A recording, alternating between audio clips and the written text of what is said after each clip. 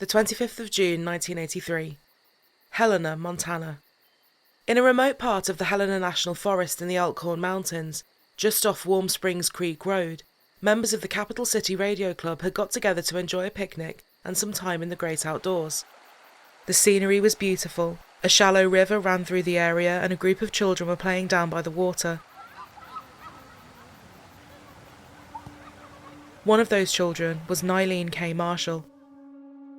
Nyleen was 4 years old and had been born on September 18, 1978, to parents Nancy and William, who got divorced not long after.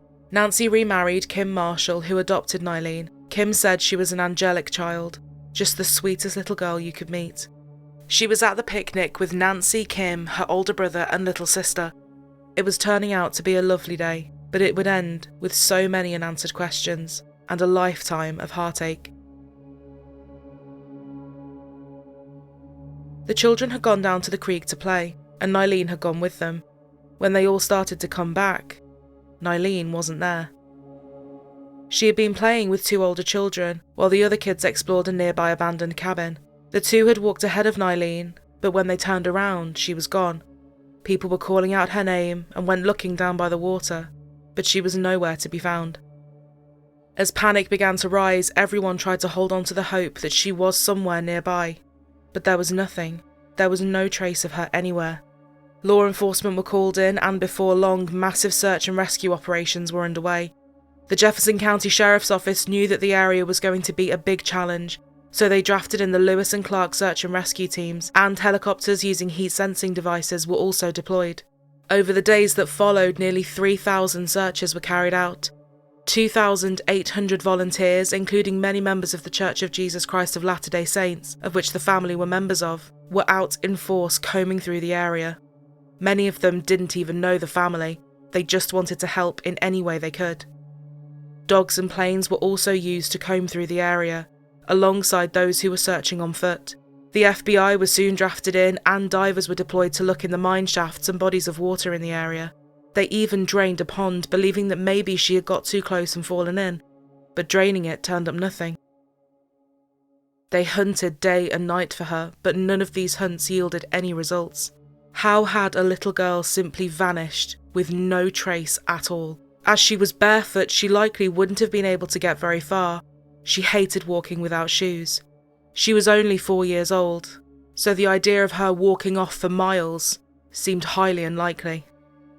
A description of her was issued. She was 3'2", weighing 29 pounds. She had brown hair, blue eyes, a small mole above her left eyebrow, and dimples on both of her cheeks. She was barefoot, wearing a yellow shirt and shorts. The surrounding area and terrain of the Elkhorn Mountains was challenging for the most experienced of visitors to the forest, with mine shafts, dense woodland, and steep rocky cliffs. For a 4-year-old girl, it didn't even bear thinking about. One of those who joined in the search was Ken Gardner, who emotionally remembered how frantic the search was. "I can actually kind of feel it right now. I just got kids of my own," he recalled. He also talked about how they had conducted the grid searches. Stretch your hands out, so my arm out to your arm, out to his arm. Huge areas of grid searches. Ralph DeCunzo was then with the Lewis and Clark County Search and Rescue, and he was a key member of the search efforts. "For a long, long time, and even somewhat today, that search still haunts me," he said.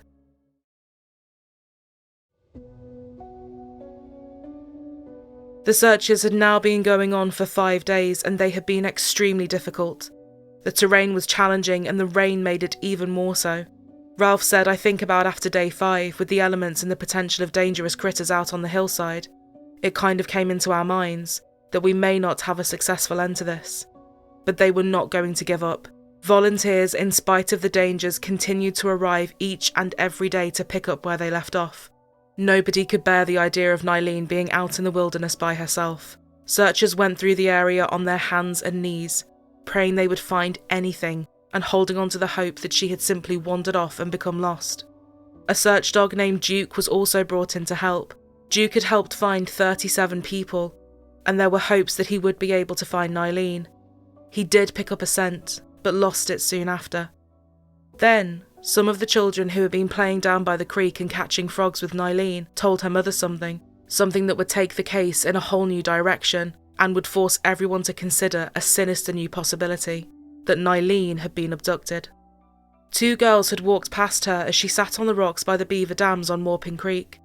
They said they saw a man dressed in a purple jogging suit. They said he was strange. He walked out from behind the trees and went straight over to Nyleen. Nyleen was reportedly heard saying, "My brother can run faster than you." One of the girls said she didn't recognise this man and didn't think he was one of the group who had come together for the picnic. According to Nancy, another child had seen him take a step closer to Nyleen. The next day, another child said the same thing. The man was in a jogging suit and had apparently spoken to 2 other children and Nyleen. A 6-year-old boy told the police that Nyleen had said, "That man wants me to follow the shadow." One of them said they ignored the man and carried on walking. The other child said they were frightened, so decided to leave. Nyleen stayed standing with him, and within a few seconds, both of them were gone. What made what these children had said even more worrying was that they hadn't spoken to each other after Nyleen went missing. This wasn't a story they had concocted or come up with together. They were saying this independently. This new information changed everything. Nancy and Kim now believed Nyleen had been abducted, and so to get her face and name out there, they issued thousands upon thousands of missing persons posters across the country, hoping that someone would see them and know something. Plenty of reported sightings and tips came in from all over the United States, but none of them could be corroborated. After 10 days of searching on the 4th of July, as the snow was starting to fall, the search for Nyleen Marshall was called off. For people like Ralph who had put in such effort, it was devastating. "We did everything we thought we could do, but we weren't successful," he said. The Marshalls were questioned about what had happened and what they had seen that day, a normal procedure when investigating a missing child. It was later reported that the tactics used had upset the family greatly. "An FBI agent told me point blank, 'You killed your daughter.' Nancy went completely nuts and I was taken aback, especially since we had fought to get the FBI's help," Kim said. Nancy was stunned when an agent reportedly said, "She's dead, get over it." But Nancy was not prepared to give up or get over it. She wanted to find her daughter and bring her home.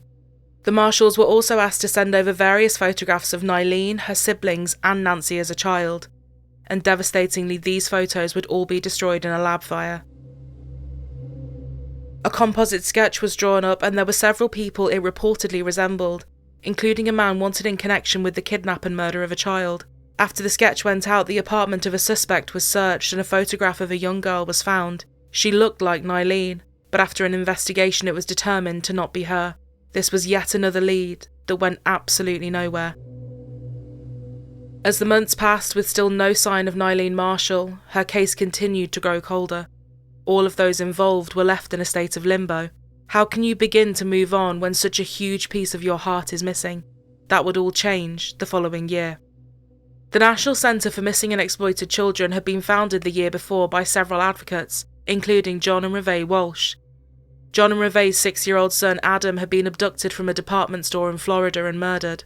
The National Centre for Missing and Exploited Children was formed to provide a nationwide and coordinated response when children are reported missing or being exploited. One arm of their organisation was a telephone line.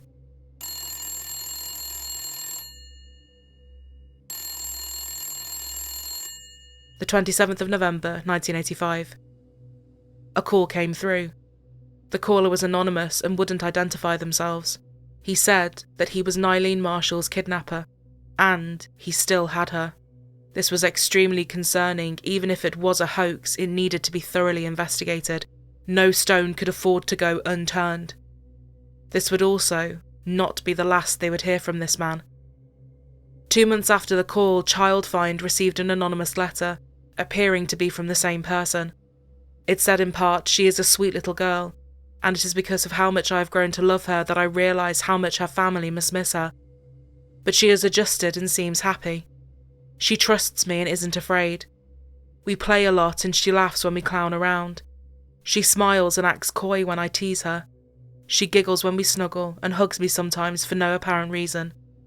I love her and I have her. I just can't let her go." But what on earth could a motive have been if they didn't want money for her return? When you eliminate the request for ransom, if money is not a motive, It must be to have a child of your own, said Special Agent Neil Purtell. The letters also made references to acts of sexual abuse he had committed against Nyleen. But in his mind, as he wrote, he never molested her in any other way. This man said he was taking good care of her, but during the same phone conversation or same letter that he would write, he would also make reference to things that he was having Nyleen do, which would be sexual abuse, said Tim Campbell of the Jefferson County Sheriff's Department. The letter was postmarked from Madison, Wisconsin. Dane County Detective Kevin Hughes said he was privy to things that a normal person would not have access to. Over the next 6 months that followed, more phone calls were made and more letters were received. All I could tell them was that she is okay. I hope Childfind can get the following back to her family. I picked Kay up on the road in the Elkhorn Park area between Helena and Boulder. She was crying and frightened, and as I held her she was shaking, and I decided I would keep her and love her. I took her home with me. I have a nice investment income and I can work at home, so I care for her myself all the time. I teach her at home and she likes to go with me when I travel. Her hair is short and curly now and she has really grown. She is about 45 inches and around 50 pounds. She has all 4 of her permanent upper and 2 of her lower incisors at this time. She takes a bath and brushes her teeth every day. She would gladly recount to you trips to San Francisco, New York, Oklahoma City, New Orleans, Nashville, Chicago, Puerto Rico and Canada. We were even in Britain for a month last year and she loved it. Nobody questions passports. His letters said that he no longer used her first name, Nyleen, but rather her middle name, Kay. He also said that his little sister and parents had been killed in a car accident when his sister was only 9. At around the same time the letters were received, Nancy and Kim also began receiving phone calls. The calls were coming from a public phone booth in Madison, Wisconsin, with Special Agent Kent Miller of the Madison FBI office saying there were about 3 calls. The letters had been traced to the same area. The FBI determined that the calls and the letters were from the same man. They were even able to find the exact phone booth the man had called from. But after this, there were no more phone calls. They abruptly stopped. Like everything else in this case, this promising lead was now obviously going nowhere, and the truth that had felt so close now felt further away than ever. Nancy said what this man said in his letters tied with the numerous sightings of her daughter across the states. If they were travelling, maybe some of those sightings had been legitimate. In June 1989, Nyleen's uncle saw a composite sketch of a man and a woman wanted for child abduction. He believed that on the first day of the searches for his niece, he saw this couple in amongst the people there. In November 1990, an episode of Unsolved Mysteries would feature a segment on Nyleen's case. It would also show an age-progressed image of what she could have looked like at the age of 12, how old she would have been when the episode went out. One viewer who watched the episode got in touch. He thought that one of his classmates was Nyleen. It wasn't, but this tip would close another child abduction case. Monica Bonilla had been abducted by her non-custodial father Guillermo. After this tip was called in, she was found alive and finally returned to her mother after 8 years of being missing. August 1991. 42-year-old Richard James Wilson had been on probation since 1984 for the sexual assault of a minor. He would then talk to Livingston police. He said he had not only murdered a woman from Great Falls, but he also said he had killed Nyleen Marshall. He told the police where they would find the remains of the woman, but they didn't find anything. They then took him to the Elkhorn Mountains to give him the opportunity to show them where Nyleen was. But yet again, it led to nothing. He couldn't tell them where a specific mineshaft was that he had spoken about, so the police decided to search the mineshaft that was closest to the one he had described. Nothing was there. Wilson did have a history of mental illness, and he would later walk back what he had said. Jefferson County Sheriff Tom Dawn said that his confession needed to be taken with a grain of salt, due to the fact his story kept changing. The decision was made to release him. There was not enough evidence to hold him, Lewis and Clark County Attorney Mike McGrath said. The Marshalls would later move to Japan as Kim had to work out there, and then they would be moving to Mexico. In 1995, Nancy flew out to Mexico by herself to have a look at houses, and when it was time for Kim and the children to leave for Mexico, they all headed to the airport, excited to join Nancy. Their lives would then be turned upside down once again. Nancy had been found in her hotel room in Mexico City. The door had been kicked in, and she was found hanging with her hands tied behind her back. She had also been badly beaten, and her wedding ring had been stolen. It was initially determined that she had taken her own life, but Kim was not having it. He hired a private investigator due to the lack of developments in his late wife's case. She went to her hotel room that night and was not awake in the morning, Nancy's sister Mickey said. "I suspect murder." Kim said the State Department told him not to push for a murder inquiry, as this could mean his wife's body would not be released. Kim was sure Nancy had been murdered, but he wanted her body back, so he decided not to push further. Nancy's body was flown home, and she was buried in Texas. Flash forward to 1998. The episode of Unsolved Mysteries that featured Nyleen's case was on television again, and one of the people tuning in was a nurse from New Orleans. It immediately piqued her interest. She remembered something odd that had happened to her at work a couple of years prior. A woman calling herself Helena had come into the hospital with a man, as she was due to have a baby. As with all hospital admittances, there were questions. What were their names? What was her medical history? What was their address? But these were questions they clearly were uncomfortable answering. Before the staff knew it, they were gone. The FBI were able to track this woman down, and when they did, she said she couldn't remember much about her upbringing, but she thought her mother's name was Nyleen. Blood was drawn to compare to Nyleen's biological father, and despite this being a promising lead, it was yet another dead end. "I guess I've had my hopes up on this," Tim Campbell from the Jefferson County Sheriff's Department said, "but sometimes when you have something really good that stands out, it turns out not to be so good." Various age-progressed images have been released over the years showing what she could have looked like at age 25, 33, and 43. No trace of Nyleen Marshall has ever been found, not even the clothes she was wearing. Walk into the Jefferson County Sheriff's Office, and you walk past a 3-decade-old mystery. My gut tells me she's deceased. On a sunny Saturday afternoon in June, back in 1983, 4-year-old Nyleen Marshall vanished from a ham radio picnic in the Elkhorn Mountains. We have went back to the area where she went missing. We still have no solid leads. Searchers pushed into the night. It became even more intense in terms of the priority and the need to find this young child before dark. I can kind of actually feel it right now. I just got kids of my own. Ken Gardner was one of those volunteers. Archive news clippings detail the efforts of him and hundreds of others. By now you're cold and the weather's bad, and you've lost this hope that you're going to find her, at least find her alive. But you also get this, maybe today. Maybe there's something today. Derek Van Lucien worked on the case when he was with the Montana Division of Criminal Investigations. You know, she's out there and not been found, and it's something that nobody has answers to at this point. The case has become a favorite topic of internet sleuths on chat boards and websites. And we kind of look at this too, just to kind of see what's out there, and we check the internet. For the Jefferson County Sheriff's Office, the case remains open. We ran cadaver dogs through there for body parts. We had an excavator that we dug up a lot of spots with. If Nyleen's body remains in the mountains above Boulder, after 33 years, there may be little left to find. But some still have hope and have not stopped looking. Whenever I'd hunt or chase cattle in that part of the country or something, my eyes were always looking for yellow. As the years have passed by, the case of Nyleen Marshall has been the subject of much discussion and debate. Sheriff Doolittle said, "I probably would say somewhere around 2 inquiries a month if somebody has seen something, or somebody has heard something, or somebody has a question, or somebody will send something to the Centre for Missing and Exploited Children. It's always out there." For those who were part of the searches, the theories about what happened to her are many and varied. "I think she was abducted and sold, and will probably never know her real identity," said Ralph DeCunzo.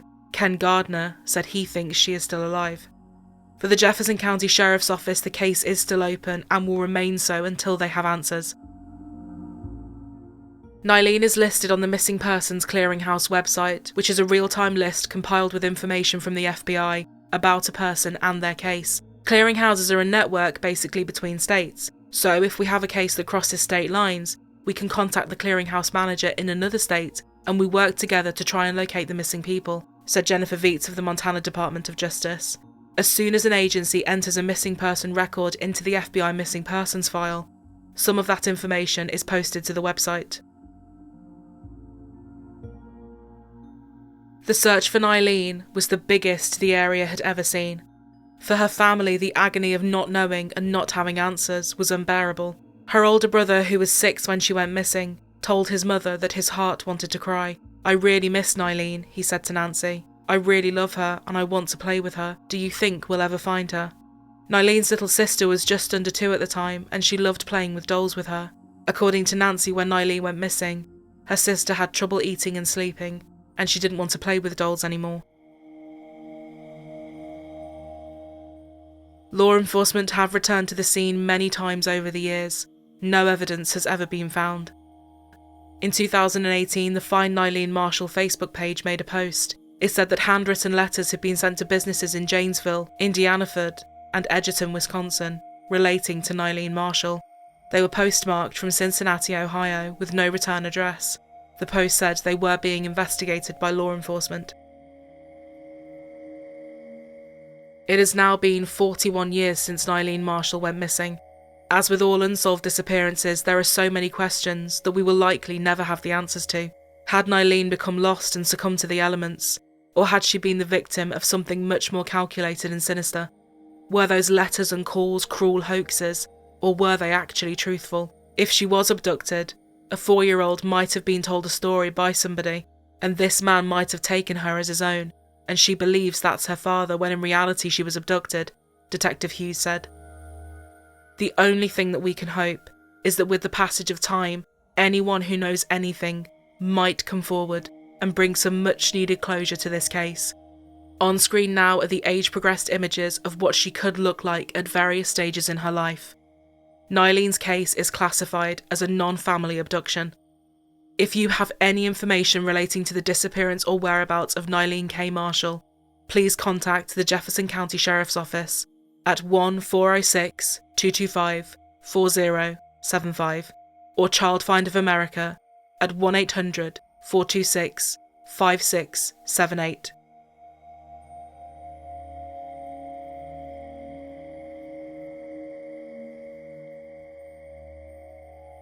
We are so grateful to all of our viewers and all of our patrons, and we'd love you to consider joining our little community over on Patreon. It supports us as a channel and we couldn't be more appreciative of anyone that does so. It also gives you behind the scenes, extra episodes and early ad-free access.